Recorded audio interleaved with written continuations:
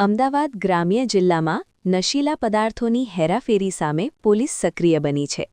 SOG ટીમે ધોળકા તાલુકામાં મોટી કાર્યવાહી હાથ ધરી છે.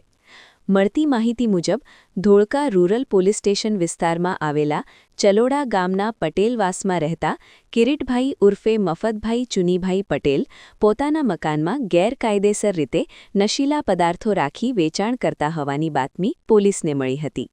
આ બાતમીના આધારે એસઓજી ટીમે સરકારી પંચોની હાજરીમાં સ્થળ પર રેડ કાર્યવાહી કરી હતી.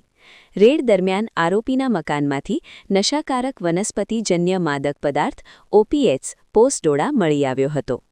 એફએસએલ અધિકારીની હાજરીમાં તપાસ કરતા આ પદાર્થ એનડીપીએસ એક્ટ હેઠળ પ્રતિબંધિત હોવાનું સામે આવ્યું હતું.